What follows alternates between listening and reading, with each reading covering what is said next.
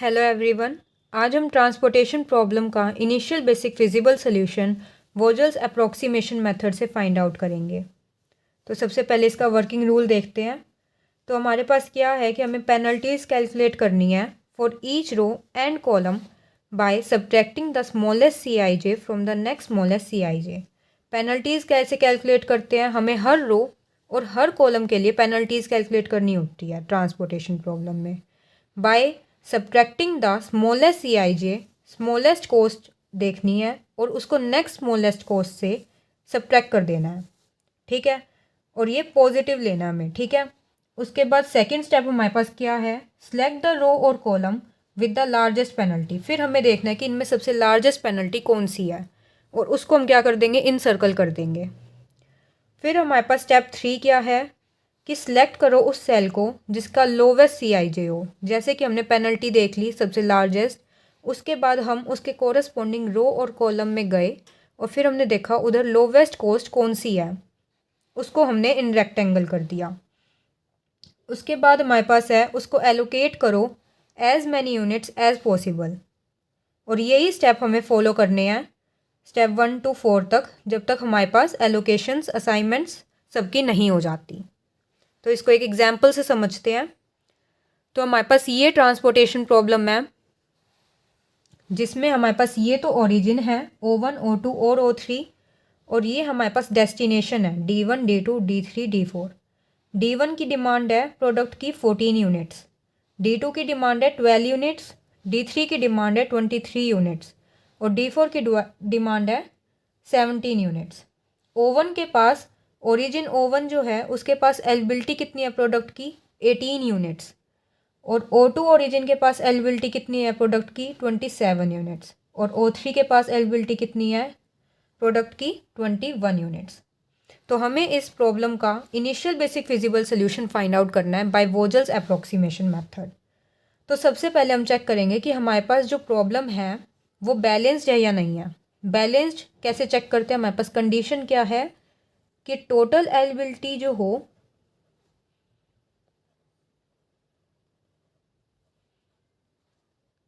At origin वो equal हो total demand eight destination.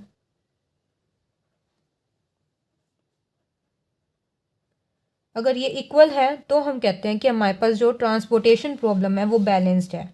तो चेक करते हैं, एलिजिबिलिटी का टोटल करते हैं 18 + 27 + 21 कितना आ गया? 66। हमने इसका डिमांड देखा डेस्टिनेशन पे, टोटल डिमांड कितनी है डेस्टिनेशन पे? 14 + 12 + 23 + 17 डेट इज़ 66। तो इसका मतलब हमारे पास जो है गिवन ट्रांसपोर्टेशन प्रॉब्लम बैलेंस्ड है। तो अब हम initial basic feasible solution find out करते हैं। सबसे पहला स्टेप है कि हमें पेनल्टीज़ कैलकुलेट करनी है हर रो और हर कॉलम के लिए।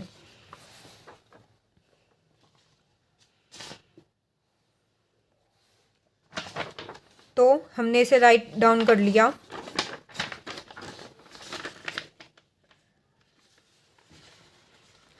थर्टीन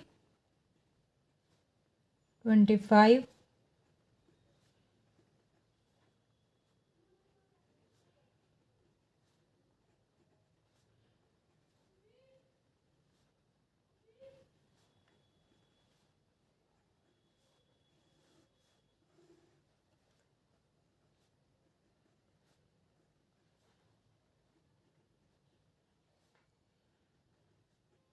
कुछ नहीं है, सबसे पहले पेनल्टीज़ कैलकुलेट करते हैं।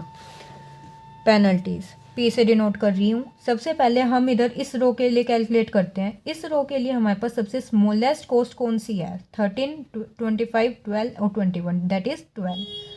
और अब हमें क्या करना है? सब्ट्रैक्ट करना है इस 12 को किस में से? 13 में से। इसके बाद नेक्स्ट स्मॉलेस्ट CIJ हमारे पास 13 है। तो 13 और 12 का हमने डिफरेंस किया, कितना आया? 1। ऐसे ही हमने नेक्स्ट रो के लिए कैलकुलेट किया। सबसे स्मॉलेस्ट देखा हमारे पास क्या है? 9। उसके बाद क्या है? 14। 14 और 9 का हमने डिफरेंस लिया तो हमारे पास क्या आया? 5।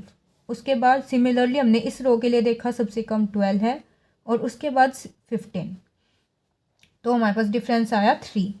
अब हमने कॉलम के लिए देखा। इस कॉलम के लिए अगर आप देखते हो इस कॉलम में सबसे स्मॉलेस्ट नंबर कौन सा है? 13, 18, 23।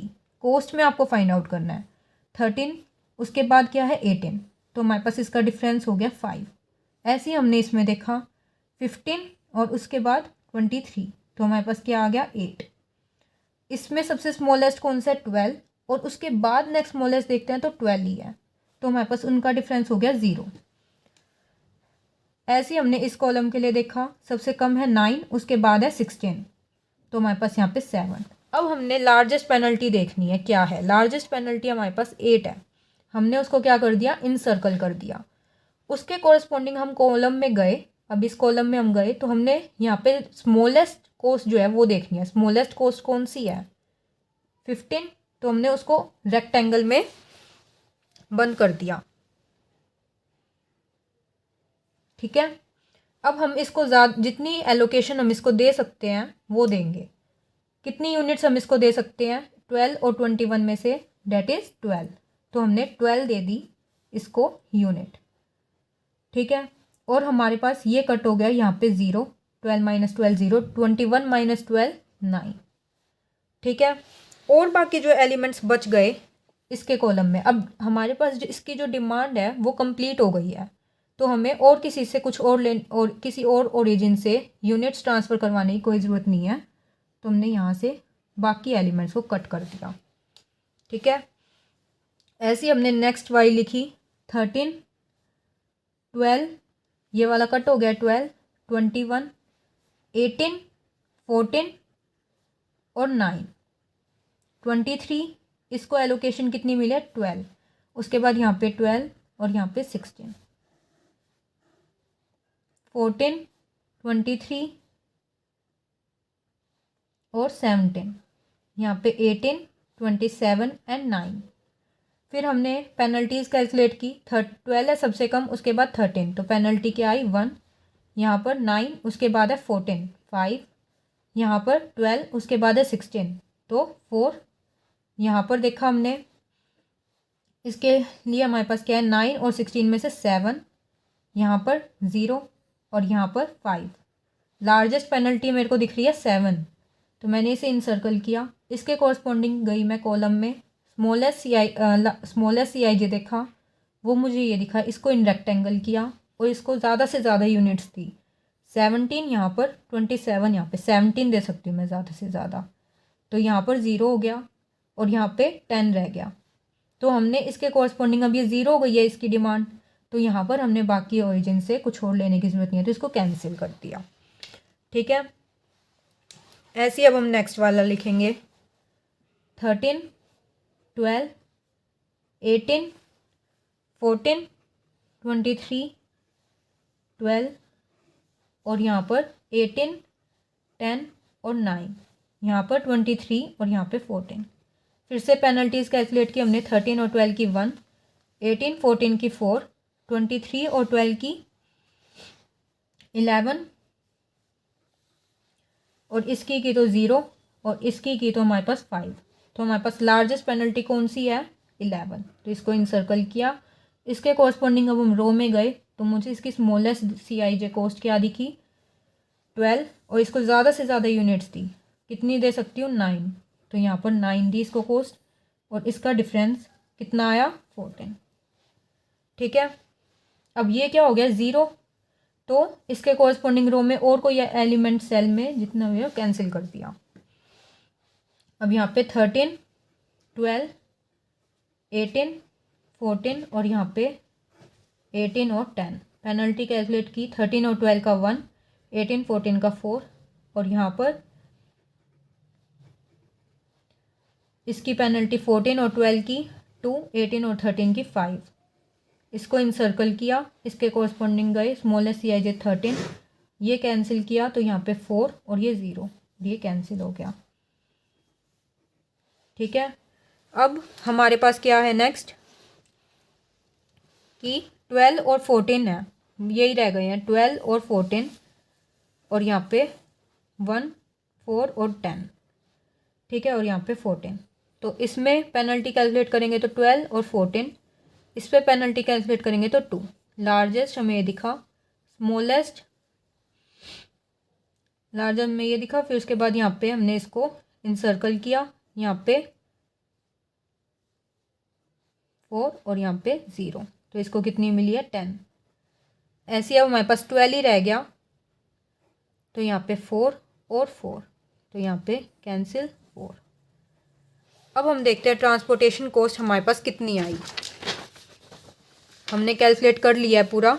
अब ट्रांसपोर्टेशन कॉस्ट हमारे पास क्या बनेगी,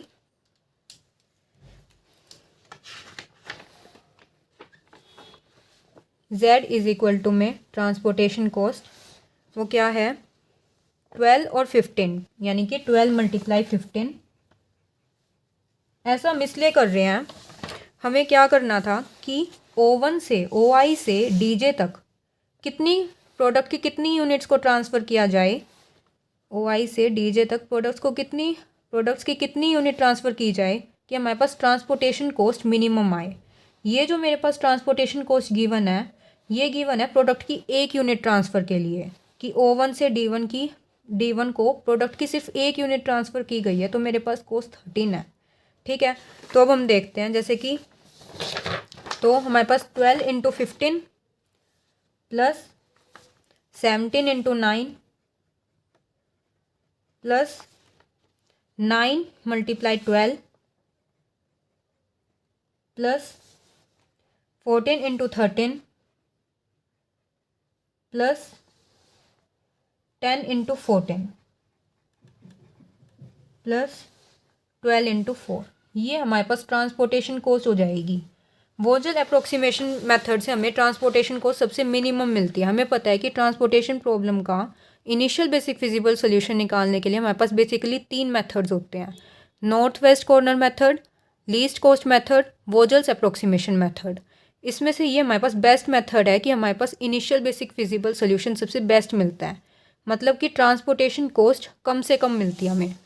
तो अब हमारे पास यहाँ पे सोल्यूशन क्या आया, इनिशियल बेसिक फिजिबल सोल्यूशन, वो आप कैसे लिखोगे, 15 को यहाँ पे 12 है तो यहाँ पे आप मार्क कर दो 12, 17 9, 17 कब पे है 9 17, तो यहाँ पे 17 और यहाँ पे 12 9, तो यहाँ पे 9, मतलब कि O3 14 13 मैं बताती हूँ, 14 12 और 12 ये हमारे पास इनिशियल बेसिक फिजिबल सोल्यूशन। इसका मतलब ये है कि O1 से D1 के पास जो प्रोडक्ट्स की कितनी यूनिट ट्रांसफ़र की जाएगी 14, O1 से D3 के पास कितनी की जाएगी 4 यूनिट, O2 से D4 के पास 17 यूनिट्स और O3 से D2 के पास 12 एंड O3 से D3 के पास 9। ठीक है, तो ट्रांसपोर्टेशन कॉस्ट हमने कैसे निकाल ली, 14 × 13, ये तो एक यूनिट की गिवन थी, हमें कितनी यूनिट्स ट्रांसफ़र करनी है 14, तो ओवरऑल ट्रांसपोर्टेशन कॉस्ट निकालने के लिए हमने 14 × 13 प्लस 4 × 12 ऐसे सबको मल्टीप्लाई करके ऐड कर दिया, तो हमारे पास टोटल ट्रांसपोर्टेशन कॉस्ट आ गई।